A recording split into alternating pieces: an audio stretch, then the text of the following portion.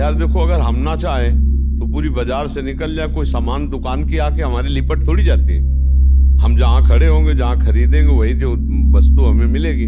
तो अगर हम निश्चय कर लिया कि मुझे मांस नहीं खाना, मुझे शराब नहीं पीना, मुझे पराई माता बहनों की तरफ गंदी दृष्टि नहीं करनी, तो मुझे कौन गिरा देगा? आप सोचो, हमारे निश्चय में कमजोरी, तभी हम डरते हैं कि कहीं गिर ना जाए। ऐसे कैसे? हाँ, कुछ कमियां ऐसी होती हैं जिससे अहंकार का नाश किया जाता है।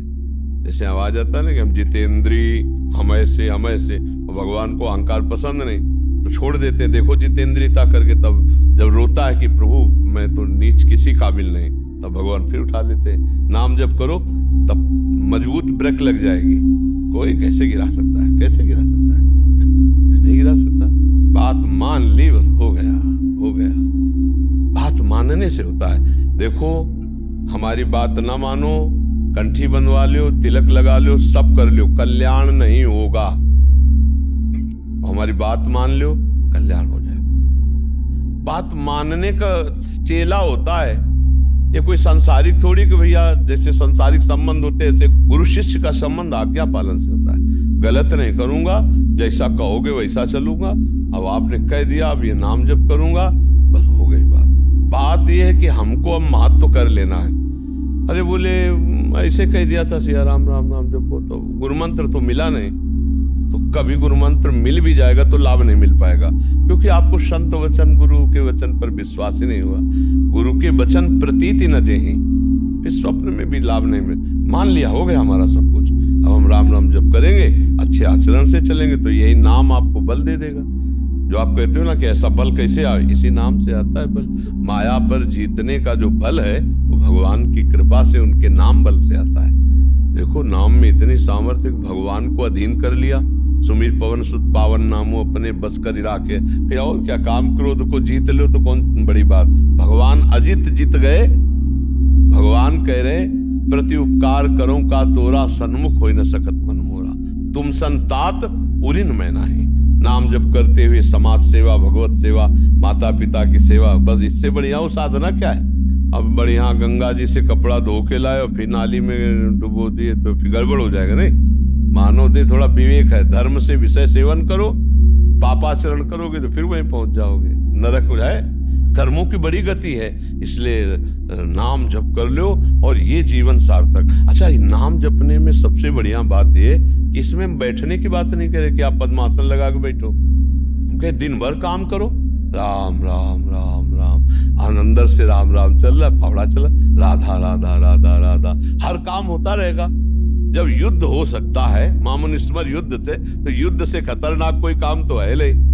दूसरे की गर्दन काट ली, अपनी गर्दन बचानी युद्ध में। और भगवान अर्जुन को कह रहे मेरा स्मरण करते हुए युद्ध कर, तो इसका मतलब भगवत नाम जप करते हुए सब काम हो सकता है। ठीक है, तुम नाम जप करो और अच्छे बनो, इसी जन्म में भगवान को प्राप्त किया जाए, भगवान की स्मृति में डूबा जाए। अगर आपने भगवत प्राप्ति का कार्य इस जन्म में पूरा नहीं किया तो पहला दंड आपको मिलेगा बिना किसी कर्म के, इस बात का कि आपने भगवत प्राप्ति क्यों नहीं की, आपको चांस दिया गया।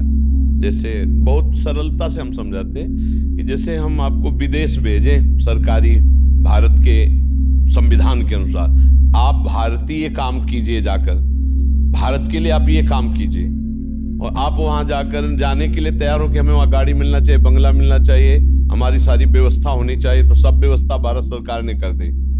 आप 20 वर्ष वहां रहे, आपको वापस बुलाया गया, आप जिस काम के लिए भारतीय संविधान के काम के लिए गए थे वो काम बिल्कुल नहीं किया। खूब बच्चा पैदा किए, पढ़ाया लिखाया और ब्याह और सब काम किए। अब आप बोलो भारत सरकार आपको दंड देगी कि नहीं देगी? तो देगी ना, क्योंकि आप प्रधान कार्य के लिए ही सुविधा आपको सारी दी गई थी।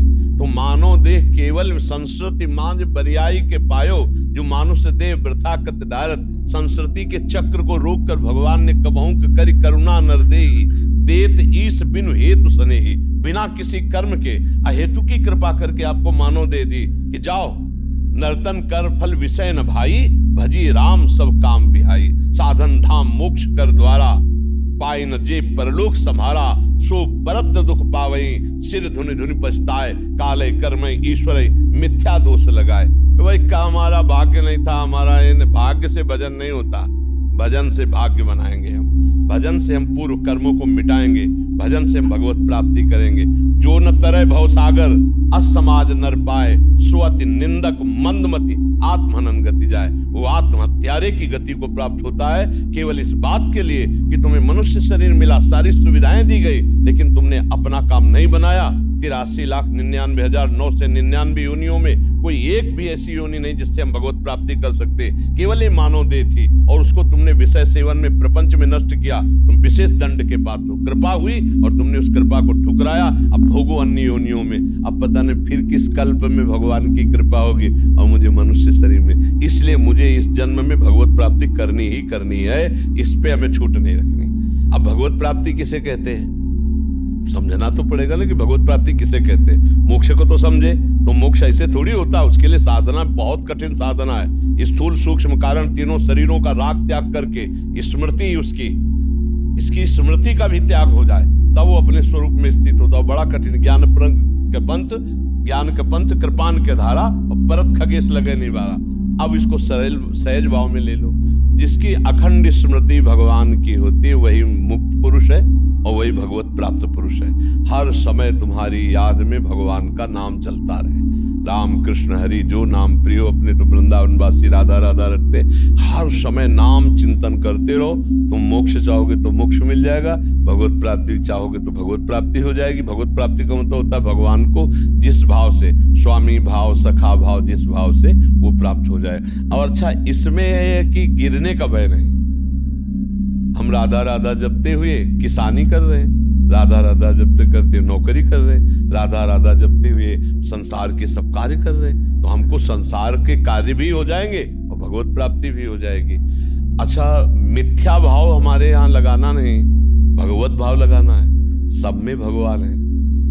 हम जिससे मिलते हैं उनके हृदय में भगवान है। हम ऐसे बर्ताव करते हैं, चाहे पुत्र हो चाहे पत्नी हो। नाथ सकल संपदा तुम्हारी, मैं सेवक समेत सुत नारी। बहुत सरलता से निपट गए संसार से, बहुत सरलता।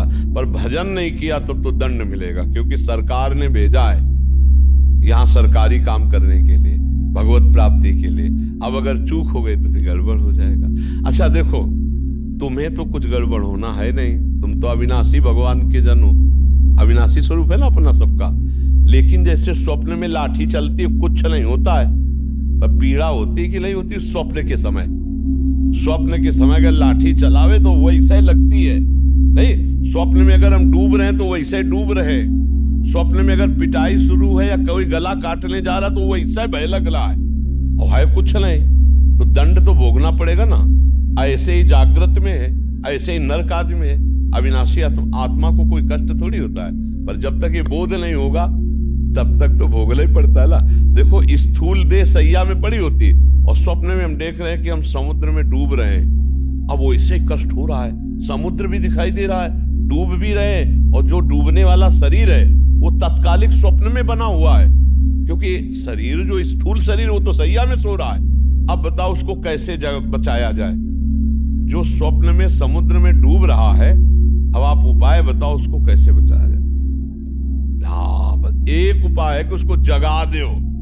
चाहे जितनी नौका लगा दो, चाहे मंत्रवेत्ता लगा दो, चाहे तैराक लगा दो, उसको आप बचा ले सकते। उसके बचाने का उपाय है जगा। ऐसे ही हम सब मोह निशा सब सोवनिहारा, देखे स्वप्न अनेक प्रकारा, यही जग जामिनी जागे जोगी, परमारथी प्रपंच वियोगी, जाने सुत वही जीव जग जागा, जब सब विषय विलास विरागा। बोले मोह निद्रा में सब सो रहे, ये पत्नी है, लड़का है, बच्चा है, रुपया है, पैसा, ये कर लिया, ये कर लूंगा, ये कमा लिया, ये कमा लूंगा, ये जमा कर लिया, ये जमा कर लूंगा, और सोचते सोचते मर गए। कुछ नहीं कर पाए जो करने आए थे। अब कोई सदगुरु जगा दे, ए उठ, मोह निद्रा में सो रहा है, तो जानिस तबै जीव जग, जब सब विषय विलास विरागा, तभी जानना सत्संग का रंग चढ़ रहा है। जब गंदी बातें छूटने लगे और अच्छे आचरण होने लगे और भगवान नाम जप होने लगे, तो जान लेना आप जाग रहे हैं। और जग गए तो स्वप्न के जैसे सारे दुख मिट जाते हैं, ऐसे तुम्हारे सारे पाप, दुख, चिंता, शोक सब नष्ट हो जाएंगे। पर जगना पड़ेगा, बिना जगे नहीं हो सकता। बिना जगे एक ही उपाय है, जगना पड़ेगा, अर्थात भगवत प्राप्ति करना पड़ेगा। नहीं तो दुख से पिंड नहीं छूटेगा।